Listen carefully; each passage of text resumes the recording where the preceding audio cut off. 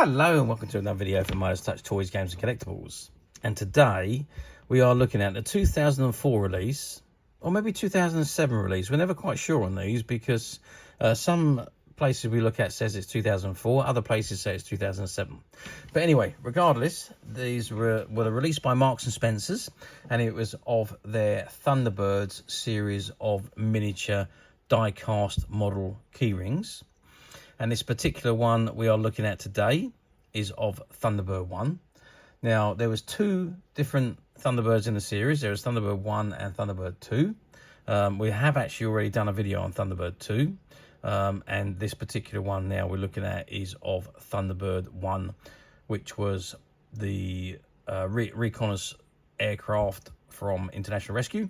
And it was piloted by none other than Scott Tracy. Okay, so this is the model, and they all come in these plastic cases, which is you can use it as a display case. You can keep it in there. You don't even need to take it out. It looks good from inside.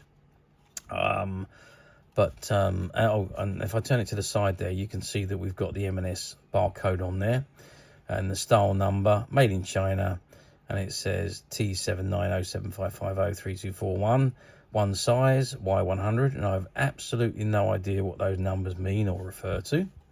But you can see it's got Thunderbirds inside the case there. Now, if I turn the case over, it says, warning, not suitable for children under 36 months due to small parts, which contains a choking hazards. Marks and Spencer, CE, and you got those same numbers again, T7975503241. Maybe that's a stock item, I don't know. And it's got copyright ITC. Okay, so that is the item in the box. Now, let's just measure the box so it gives you an idea of what the actual size is, because they are quite small, really. So we're looking at 8 centimeters in length by 5 centimeters wide by, if you can just see that, 4 centimeters high. So that's the size of the display case, and obviously Thunderbird 1 is inside and is held into position by this key and the holding fixture on the inside there. Okay, so what I'm going to do now, I think I'm going to peel back the tape, and I'm going to take the lid off, and let's see Thunderbird 1 with the lid off and see if we can get a better look at it. Okay, so I've removed the case, the plastic casing from the model, and there you can see, now we can see Thunderbirds 1 in all its glory, without the case hindering us. I think it'd be even better actually if we remove the model from the plinth. I mean, you can leave it like that if you wanted to, just that the keyring does have a tendency to get in the way. But it is a really good looking miniature model of Thunderbird 1. Now, to take it off, they've got like a little key thing on the bottom there. If you twist it off, this section lifts off, and there is the Thunderbird pin there. So that literally, the peg or the key, as you can see, goes all the way through the bottom there, and then you've got the, well, let's call it a holding pad, which holds Thunderbird 2 on, which that key then goes through, locks into Thunderbird, sorry, under Thunderbird 1, I said Thunderbird 2, didn't I? But it goes into the center of Thunderbird 1 and turns around and locks it into position. So that is how this Thunderbird stays into position in the case. And then, of course, it's clipped in to the keyring was clipped into the holder. So, okay, let's have a look. There she is, Thunderbird 1. Now, apart from the hole in the bottom, which really doesn't do it much justice, I say, and that is a little bit of a disappointment to me. But otherwise, from the top side, it's a very nice model. It is die cast, although I'm not sure about the, no, it must, yeah, I'm sure it's all die cast. It feels like it's all die cast, and you get the sound of metal on metal when you tap the keyring onto it. So I'm sure it's all die cast. It does feel like it. It's got TB1,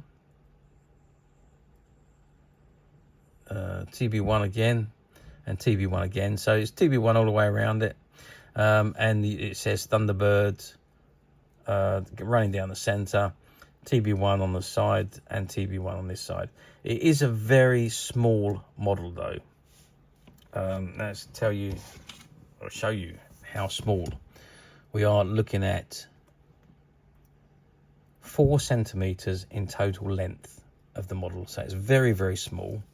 The wingspan measures 2 centimeters, and if we measure the width of the thrusters at the bottom, we're looking at 2 centimeters. Yeah, 2 centimeters.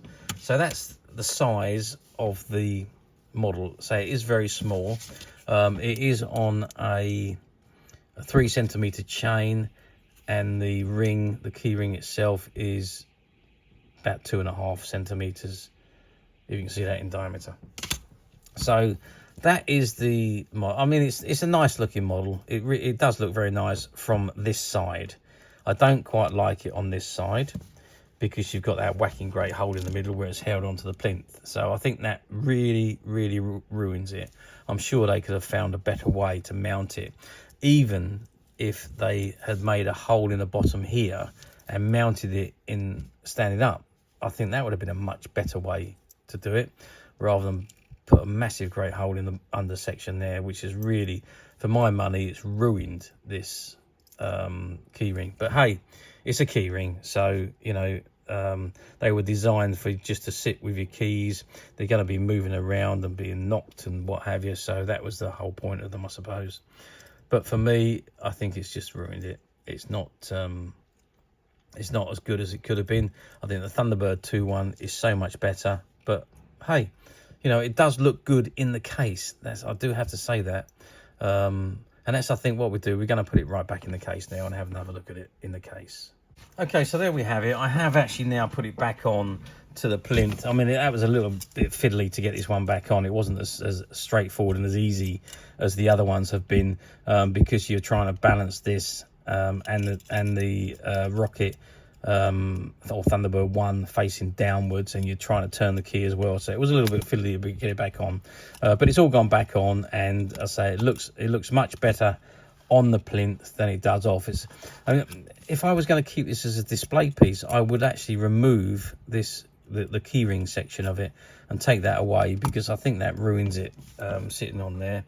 But back in the case, if I put it back in the case, because I think it looks much better in the case than on its own. Now, having said that, so I'm just going to put that back down, and there we have Thunderbird 1 in the display case. And I say, if I was going to leave it like that, I would remove the keychain from it and just keep it on display, because I do think the model looks great like that, more so on the plinth than off of it because of that big hole in the back, and it would look much better without the big keyring on the end of it. However, if you want to use it as keyring, it serves its purpose. So how well did these do? Well, yeah, I think they've done quite well. Marks and Spencer's managed to sell all of the stock that they had made, but I mean, they really did miss an opportunity. They could have sold millions more than what they did. All they had to do was to pass them on to other retail outlets, and they would have flown off the shelves. If you didn't know Marks and Spencer's did these, you would never know to go in there to look. So a lot of people didn't even know that these were produced by Marks and Spencer's. So there was a lot of people that could have bought them, would have bought them, had they known. If they had been available in regular stores, what a difference it would have made. They would have flown off the shelf, because there's so many Thunderbird fans out there that would like to get their hands on these little merchandises, or that certainly would have done at the time. We were talking, 20 years ago, between 18 and 20 years ago when these are out now. So yeah, all of those children then are now grown up. Would now be in their 20s, late 20s, early 30s. So yeah, I mean, they would have longed for this merchandise then, and perhaps even now, especially as the keyrings. Anyway, I've digressed again. But yeah, Marks and Spencer's missed an opportunity. They could have flooded the whole of the UK with these models, but they didn't. They chose to just sell them in their own stores, and it prevented the sales from being huge. Obviously, done what they set out to do, which was just sell them to their own customer base, and just the quantity that they made, there was no reorders on them. So there we are. That was Thunderbird 1 and Thunderbird 2. So finding them now in this mint unopened condition, well, you know, it was unopened until I opened it, is very difficult to find. But as usual, we at Midas Touch have managed to find a few, and they're currently available to purchase on the Midas Touch website, which you can get to quite simply by clicking the link below. It'll take you straight to the website, and you'll be able to find this and many other vintage Gerry Anderson items, and many other vintage toys, games and collectibles. Come to that. There's over 10,000 products currently available on the website for you to view and purchase at your leisure. Also, don't forget to hit the subscribe button, because we are uploading videos for every new item that goes into the website. There will be something for everybody, and I am absolutely positive you don't want to miss this, because we literally have thousands and thousands of new products which we're shooting videos for and uploading on a daily basis. So if there is something in particular you are looking for, something old that you've never been able to find, something quirky you might want to buy for a friend, or maybe just something from your childhood that you'd like to own again to help you recuperate those long lost childhood memories, well, stay tuned, keep watching, because you never know, the next item we upload could be that item you've been looking for. Okay, that is it for me on the review of this particular item. I hope you've enjoyed this very short video. Thanks for watching, and we'll see you again soon.